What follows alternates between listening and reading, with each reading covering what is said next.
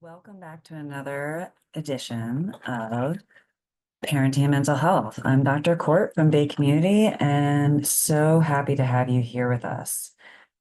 Today, we're going to talk a little bit about the Four Agreements. It is a book, this book right here, that is near and dear to my heart. It is something that I have read time and time again. And I really appreciate, this is by Don Miguel Ruiz. And I want to use this as a source of helping us parent. And so let's get right into it.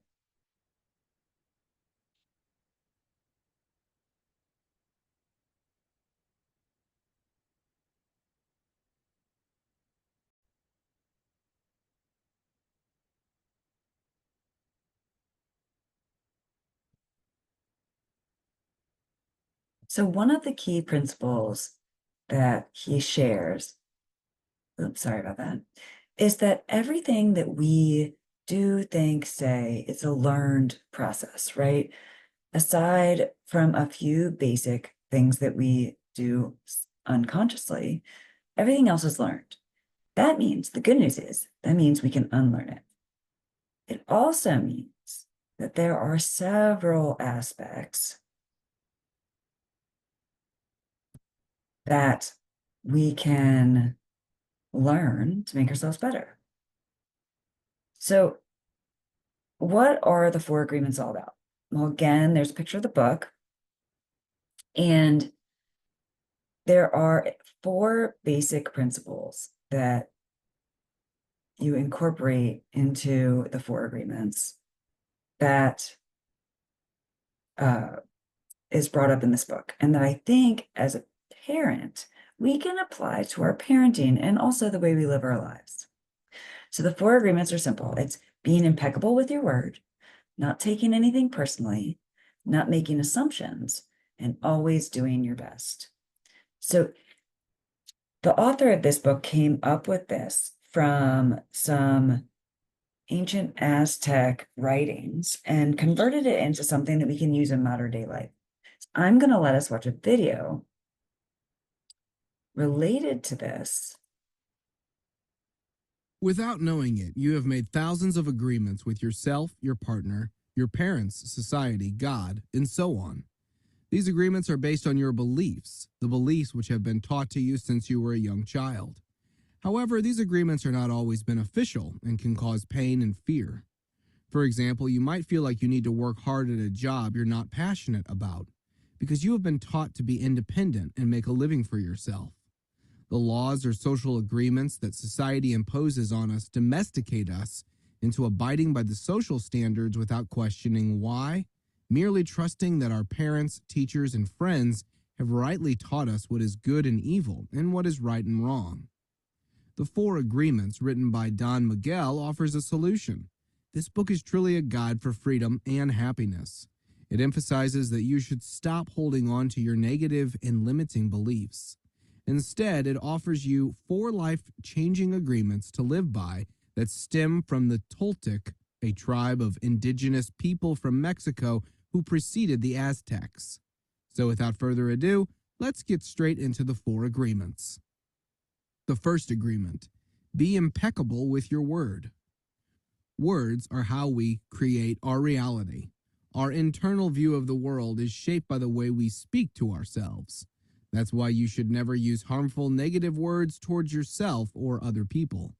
This means that you must refrain from placing blame or passing judgment. Most of us have been taught to constantly carry an inner judge with us who is critical of everything and everyone, and we are the most frequent victims of this judgment. When we continuously criticize and blame ourselves, we are mentally going against ourselves. So always be aware of the influence your words carry on, both yourself and others. We might not even realize that we have this inner judge. Put this to the test. Be mindful of your thoughts and words towards yourself for a whole day. Write some of them down. What's the overall pattern? Do you praise yourself when you do a good job? Or do you put yourself and maybe others down? No one has ever mistreated you more during your life than you have mistreated yourself. And the maximum level of abuse you will tolerate from others is the same as you would tolerate from yourself. You will likely move away from someone if they mistreat you somewhat more than you mistreat yourself. However, if the abuser treats you somewhat less harshly than you treat yourself, you'll probably continue to tolerate their treatment indefinitely. Instead of hating, judging, and blaming, use words of love and support. When you express positive words towards yourself, you will soon find that your life will be directed towards positivity as well. So take care of yourself with your words, because they represent your inner thoughts. You may still be accountable for your choices once you stop judging yourself, but this time from a place of self-love. The second agreement: don't take anything personally. Being domesticated by society contributes to the trap of personal importance. Most people are focused on themselves most of the time. How do I look? What do they think about me? Why does the teacher always pick on me? Why does my manager never give me credit? You need to remind yourselves that not everything is about you. We would all be better off if we wouldn't take things so personally. Whatever happens to you, how people act towards you, most of the time it's not because of you, but because of them. We all live in our own world shaped by our own beliefs, experiences, and agreements. That world can look very different from someone else's. When we take something personally, we often make the assumption that they know our world and we try to impose it on them. But everything they say and do is according to the agreements set in their world. Taking things personally makes us an easy victim for others. They can hook us with their thoughts and opinions and feed us with their poison. That's why you must take on the habit to step back and consider the other person's perspective. You must realize that they're acting in line with their beliefs, not yours, and therefore it's about them, not you. As you practice and get better at this, you will gain confidence and put more trust in yourself instead of in other people's opinions. You can never be responsible for the actions of others. You are only responsible for you. When you truly believe and understand this, you will no longer be an easy victim for others. You will be strong and unfazed by the careless comments and actions of others. The third agreement: don't make assumptions. How often have you mistakenly believed there to be an issue when there wasn't? Making assumptions can easily lead to miscommunication and complications. Most of the time, our assumptions are just the product of our overactive imaginations and not based on the reality of the situation we're facing. We can overcome the habit of making assumptions in two simple ways. Firstly, we should find the courage to communicate clearly and express what we really want. So, when you have that yearly assessment talk with your boss, express what you want in a clear, straightforward way. I have shown tremendous growth this year, which has translated into great work results. That's why I feel like I deserve a pay raise. Don't assume that your boss would have just given you a pay raise without you having to ask for it, if he felt like you deserved it. Find the courage to have a clear conversation about it. And second, if anything remains unclear, you need to ask questions to fill in the gaps. This way you will avoid misunderstandings and disappointment. So, you agree that I deserve a pay raise? That's great. Could you elaborate on what you think would be fair as to the amount of the extra salary? And finally, the fourth agreement: always do your best. When you always do your best, there is no way for your inner judge to judge or criticize yourself, and you won't have to suffer from feelings of regret, blame, or guilt. If you always provide your utmost effort, there is no room for self-criticizing. However, it's important to remember that your best will fluctuate depending on the circumstances. Your best will not be the same when you're healthy and energized as when you're sick. You can also not be expected to give it your all of the time, since you will most likely not be able to keep this up. Over-pushing yourself will only decrease your progress because you will wear out your body and mind capacity. So, while always doing your best, keep in mind your current circumstances. When you give it your all, the process will become enjoyable. You'll develop self-acceptance skills and learn from your errors. You'll see how important it is to spend time doing what you enjoy and want to do rather than act in a way that pleases other people. As you give your all in every aspect of life, you'll start to live it more intensely and achieve your goals. To live up to these four agreements, you need to free yourself of the old harmful agreements that society has imposed on us. There are three easy ways to do so. 1. Start becoming aware of your harmful agreements. Everyone suffers from them, sometimes without even knowing it. It's important to turn on that self reflection and become aware of the beliefs you have that limit your potential in life. 2. The power of forgiveness. When you don't forgive, you will be left with negative thoughts and feelings of resentment. The Toltecs called this the parasite in your mind. This negative mind capacity takes up energy and leads to a downward spiral. Maybe you started your day off wrong because you missed the bus. If you let that impact your mood, this will have a negative effect on the rest of your day. You will have to be able to forgive others and yourself to be able to move on. 3. Remember that each day could be your last. The purest form of motivation comes from the realization that time is limited. So act now and start applying these four powerful agreements to your life. Don't be harsh on yourself if you fail. Start over. Try again until you succeed. Once you will see the benefits of these agreements manifest in your life, you will be grateful you learned them and took action. Well, that ends our video for now. If you could start with applying one of these agreements to your life right now,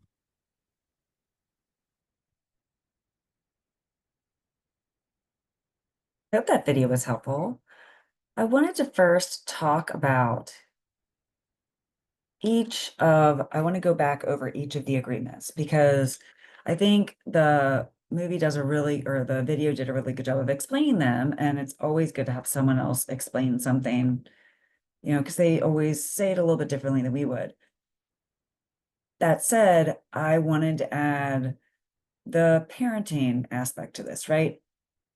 So, what is being impeccable with your word? Well, as you heard in the video, your word is created mostly through other stories, other things that have been told to you throughout your life, and then the meaning you create out of them. So when you recognize that not just the words you speak out loud, but the words you speak within all have power, you become a lot more conscious and a lot more picky about the words you choose. So make sure that you understand that words really do matter. We use a word to curse or to blame or to find guilt or to destroy. Of course, we also use words in a right way, but maybe not as often. We use words to express anger, jealousy, envy, hate, admiration, love, caring, connection, right? All of this is part of it. And so recognizing often that words are just opinions, right? And that when you state an opinion, that's fine. Just remember that other people might have different opinions.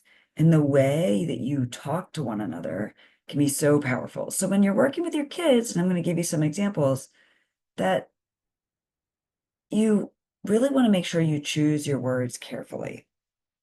Because using the wrong words, as I'm sure we've all experienced before, can really be detrimental to a relationship. So what does that mean as a parent? There's an activity that I use with folks in my office, and I use it with my kids too. When they have a lot of negative self-talk, I'll have them go back to the event where they had a lot of negative self-talk or they felt badly about themselves. And I'll have them label the event, and I'll write down the thoughts that come up for them. This is that internal self-talk. So they might be saying things like, I don't know if I can do it. I'm not good enough. I'm afraid I'm going to fail. I'm afraid people are going to make fun of me, whatever those things are. And then I have them write down the emotions that are tied to those thoughts: embarrassment, shame, worry, anxiety. They all might be there. Then I have them write down the body sensations that come along with that. Maybe they feel tense. Maybe they have sweaty palms. Maybe they're shaky or their stomach hurts. And then I have them write down what they actually do. Maybe they avoid their friends. Maybe they walk away. Maybe they yell at somebody. But all of this is breaking down what's happening in something that's happening in milliseconds. Maybe it's right before, maybe it's after a friend has asked them to join them in playing a game. And instead of joining them, they yell at their friend, but they don't know why. When you break it down like this, then the kids can start to understand why they're doing what they're doing.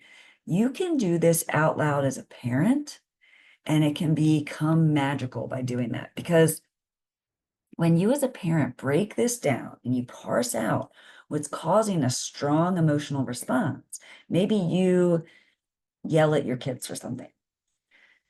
And then you go back over to the kids and you go, you know what? Me yelling at you wasn't the appropriate response. The thoughts inside my head were, why don't the kids ever listen to me? I'm not good enough as a parent. Why can't I teach my kids how to do this properly? What's wrong with me? And then you say your emotions. It made me feel disrespected. It made me feel sad. It made me feel embarrassed. It made me feel worried, angry, whatever. And you walk through the body sensations. Your muscles got tense, and your behavior was I yelled at you. If you walk through this with kids, one, they start to understand that the internal dialogue and their actions aren't necessarily them. It's not core to who they are.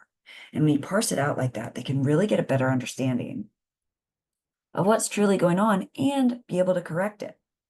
Part of that correction goes with the next thing you can do as a parent, which is changing your negative phrases to positive affirmations. Instead of saying, don't you dare slam that door, what does the kid do? Slams the door. Instead, say, hey, could you please close the door softly? Now, maybe if the kid's angry at you, they still slam the door. However, you're not putting the thought in their head. They still have to go through the act of thinking it. And then you can go to them and say, hey, I asked you to close the door softly. Did that feel softly to you? Of course, they're going to say no. Say, huh. And you can walk through it with them, right?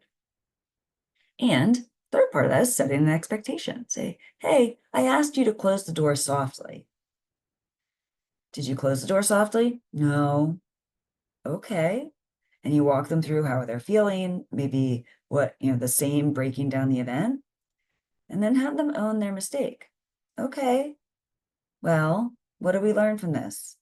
That trying to break something isn't going to change what happened, or trying to break something isn't going to make me feel better or make you feel less angry at me, whatever the case may be, right?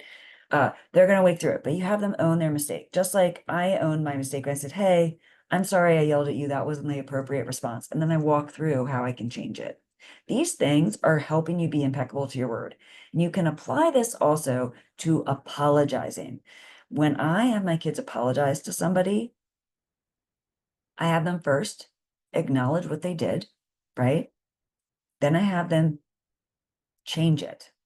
Say, hey, I'm really sorry that I yanked that toy out of your hands.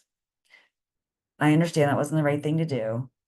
And I did it because I wanted to play with it. And I should have recognized your emotions too, and recognized that that would have felt really hurtful. Next time, I'll ask to play with it first. Now you're staying impeccable to your word. You're correcting yourself, you're acknowledging it, and you're telling the person how you're going to be better next time.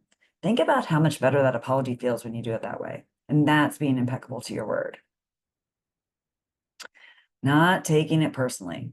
To tell you as a parent, I still struggle with this with my kids. I'm going to tell you right now what's kind of worked and what I'm still working on. First, helping people understand that their reactions to things, other people's reactions, are their own. And it's because of what they've gone through in their past. The only thing you have to do with it is that you have triggered something in them that reminds them of a past experience. It isn't you personally. It isn't. The person might be thinking of someone else or a past event, but it might not totally be because of you. So just because someone bumps into you while they're walking down the street doesn't mean it has to do with you personally. Okay. So the first thing I do with kids, I had my son had a little bullying experience early in the school year. And I was fortunate enough to actually know know a little bit about the other child's situation when this was going on. So what I first did is I said, hey, I acknowledged how my son felt, right? Hey, that doesn't feel good. And I just want you to know that what he's doing, what this other person's doing to you, isn't personal. And here's how I know. And I talked to my son about what this kid was going through. I just happened to know that this kid had recently gone through a really ugly, his parents had recently gone through an ugly divorce. And because I'm a therapist and I know what happens to kids during divorce, I made some assumptions, but I said, I'm pretty sure that this is what this kid's going through. And his life feels chaotic. He's trying to find control. And so when you seem like you're in control of your situation, that makes him feel unsafe because you're controlling him. And he's dealing with a lot of this chaos at home and he wants to feel like he's in control. So he's going to try and control you. And that feels like bullying. And so then my son and I talked through like ways that we could let this kid feel like they're in control without being mean or, doing other things, right? So, oh, noticed I have a typo. Sorry about that. Perception, not perruption. Anyway, so the other part of this and getting to know that's not personal is understanding your own values, tying your own goals to your own values, which will allow you when someone bumps into you, as long as it doesn't knock you off of your own goals or your own values, you don't really think twice about it. Suddenly, it's not personal anymore. And energy management. Knowing that when you're most energetic, knowing how to manage your energy and what goes into that will really help you have the bandwidth to deal with more adverse situations. One more thing I teach folks, and this is back to, also about it's not personal, and something I use with kids a lot, is reminding kids that the only thing that they can control in their world is their own behaviors. That they can't control what's going on in the world, they can't control their community, and they can't control their friends and family. So once they recognize that, they recognize they can't control their reactions to those other things, suddenly they're not taking it, even if it feels hurtful. That's when you don't take something personal, it doesn't mean that it doesn't feel hurtful, doesn't feel upsetting or irritable. It just softens the blow. And so then you go, wow, that felt really hurtful. If they are trying to hurt me that bad, I wonder what kind of hurt they're going through right now. And it gives you a sense of compassion and allows you to just say, hey, what you just did was really hurtful to me. Or I say this a lot to adults, you're speaking to me in a way, and I've done this with my kids too, you're speaking to me in a way that is disrespectful, and I deserve to be respected. And so when you're ready to talk to me respectfully, I'll listen. So using this little locus of control chart can be really powerful in that it's not personal. Not making assumptions. Wow, we all do it. Our brains are story-making machines. And wow, in an election year, in a time like this, there are lots of assumptions, right? We see somebody do something quickly and we jump up an assumption ladder.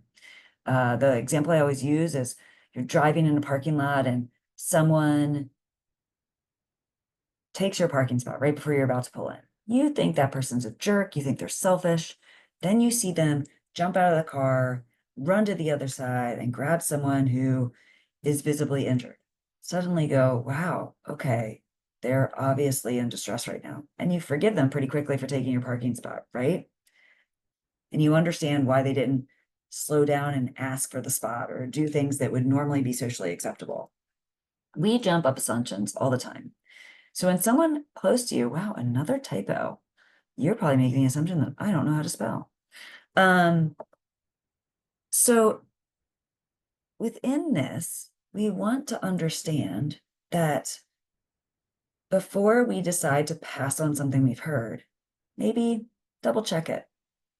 See where the facts are, see where the information is coming from, and explain to your kids the difference between a fact and an opinion. A fact is often first person, right? So a fact is the sun is in the middle of the sky right now. An opinion might be based on where the sun is, I think it's 2 o'clock in the afternoon. Well, we would have to fact check that, right? Or another assumption is that person's really mean. The fact is that person just yelled at me. Okay. Why did they yell? Does that make them mean? No, might make them yelling at you right now, but it doesn't make them mean. Okay. So part of understanding and not making assumptions is, one, you have to articulate what's going through your head and know that people will make an assumption unless you tell them directly what you want and what you need. This is a classic human mistake, especially with people closest to us. If we do not say to our children exactly what we expect. When you get home from school, I expect you to take your shoes off, go use the restroom, wash your hands, and write it all down for them. Then the kid doesn't necessarily know what you want them to do. Same with our partners, right? Definitely happens in relationships all the time. We think because we've lived together for 10 years, we know exactly what the other person wants. Guess what? Wants and needs change, especially in a given situation. And when you're not around someone all day because you've been at work, you don't know what the other person needs. But we assume that they should. Don't. If you want something, ask for it. Be curious about what the other person needs and wants, which means asking questions, not from an accusatory or judgmental sense, but say, hey, you seem irritable right now. Well, how are you feeling? Or you seem sad right now. May I give you a hug? Or I noticed that you didn't do your homework or your chores when you got home from school today. What's going on? Right? Make sure you check your tone and make sure you ask from a place that's truly curious and not judgmental or critical. Be aware when you've created a story and double check it. I teach an analysis class where I use lots of examples in history where we've made assumptions and we were super wrong. So definitely get away from that. Here's some other ways we can do that. First, when you have an assumption that's come up, ask what data you have to support this assumption. If you think a teacher is picking on your kid, well, what data do you have to support that? Start looking at your kids' assignments. Start asking the questions, going back to the being curious. Take a picture of the assignment, send an email to the teacher and say, hey, like I noticed that you marked this wrong. I'm trying to understand. I've looked at the assignment. Why is this considered wrong? And sometimes you have to start with saying, like, I'm not trying to criticize you. I'm just curious because I do this a lot as a coach and as a parent. I'm asking not because I think you're wrong. I'm asking because I want to make sure I don't make this mistake again. Or for our kids, I'm asking because I don't want my child to make this mistake again. So sometimes you have to give that caveat to people because, people, again, have their own psychology and they may go on the defensive when you ask them a question. So let them know, like, hey, I'm not criticizing you. I'm doing this so I can be better. Then they're more likely to correct. Sometimes they're not. Sometimes they still take it personally. But the best you can do is ask so that you cannot make an assumption. Say how you're feeling out loud after someone does something and it feels hurtful and you think they're doing it to be hurtful. Be like, wow, what you just said to me was really hurtful. Or wow, what you said to me was really irritating. And I'm trying to understand why you would say that to me. Right? You can do this with our kids. Wow, you're yelling right now, and I don't know how to help you, and I can't help you unless you articulate what's going on. Another one is our inner dialogue and the making assumptions. If we are making assumptions, if that's true, if that assumption is true, what does that mean to me? If that person is really mean and they're my best friend, then wow, I value mean people. If I value mean people, that might mean I'm mean myself. So you really have to dig deep on, like, what does it mean to me if that's true? It's often a very irritating question to ask over and over again, but ask it until you get to a core belief, because that's what that question does. If this is true, what does that mean to me? Ultimately, it gets to some sort of belief about ourselves. And when it really feels, when we have a strong emotion attached to it, that belief is probably not a good one. We have to go back, double check that belief, maybe talk to our own therapist about it. Okay, do your best. Now, this is what your best isn't. Your best is not being better than someone else. My husband's family always says comparisons are odious. And I always thought, what the heck does that mean? What that means is comparisons are mean or hurtful. And what I love about sports like swimming or track and field is ultimately, there are different heats, right? And so if you swim your fastest and your best time, if you're in the third heat and you swim faster than people that were in, whatever, the fourth heat or the first heat or whatever, you'll still get the place, right? So really you're running against time or you're swimming against time.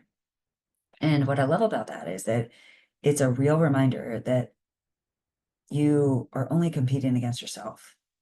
So make sure that you stop yourself. And I've done this with parents before with like, oh, well, this person's kid is so good at this sport. Okay, great. That doesn't mean your child's bad at it. And it doesn't mean your child's not going to be great too.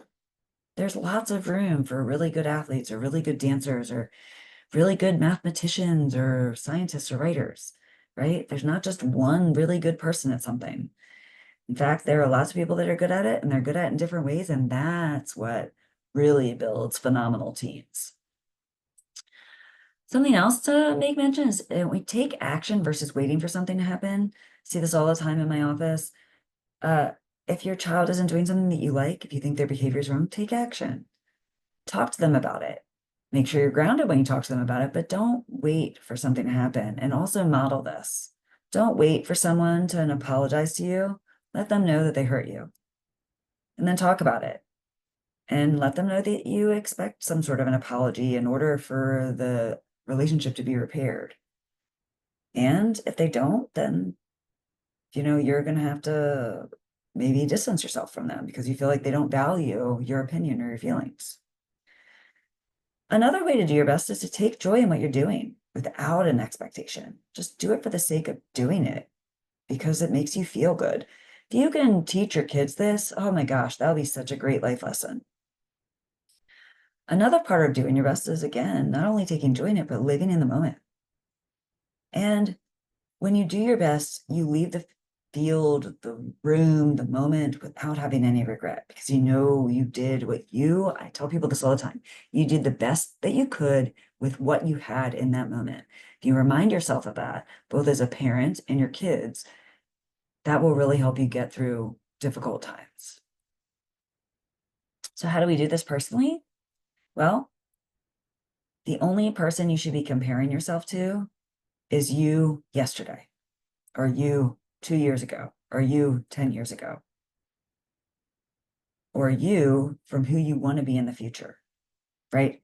That's the only person you should be comparing yourself to. No one else is you. No other child is your child. So don't compare your child's academic, athletic, whatever abilities to somebody else's. Doesn't really matter at the end of the day.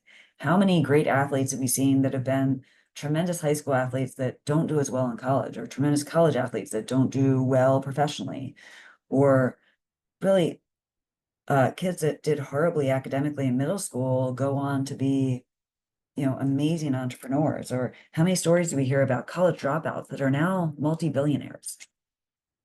Again, you can't compare yourself to you. And if you're always improving you, that is a true achievement. Inaction is a type of action. Remind yourself and your kids that if they choose not to advocate for themselves, that's actually an action. If they choose not to do the chore, that's actually an action. So reminding yourself, if you choose not to go out and vote, or not to go out and work out, or not to go and, you have a life dream of writing a book, but you don't take the time to write. That's also, you're making a choice there. So in order to do your best, you got to take action. Sometimes inaction is a really good action to choose. So someone is being really hurtful towards you and you're afraid you're going to react in a bad way. That inaction can be an action. It also, the action you're taking of taking a breath and walking away is an action that's really powerful. So in order to stay in the moment, And to choose the right action, use 5 senses. Take a deep breath. Notice what you smell around you. Listen to the different sounds that are going on around you. Notice what you see in the room. Notice what temperature your hands are or the subtle breeze on your skin. Those will bring you back to the moment. I use this a lot with folks that are having anxious reactions. So I hope today in learning about the 5 senses that you, or not the 5 senses, the 4 agreements have been helpful to you today. And I hope that these little tips, if we all use the 4 agreements with our kids and they learned it, wow, just think about how powerful that could be to our children and how powerful it is for us. I'm reminding myself that I have to reread this book. This is the 5th agreement. And he adds one more, which is basically to be skeptical. It's kind of going to that being curious. That's what the 5th agreement really is being curious. Uh, and that feeds into the other 4 agreements. But imagine if we could all live those 4 agreements every day and how much better we would at being ourselves, and how much stronger we would be. And if we can teach our kids that, it's super powerful. And I hope that's helpful to you today. And I hope you have a great night and you're having a great summer. And I will see you all again soon.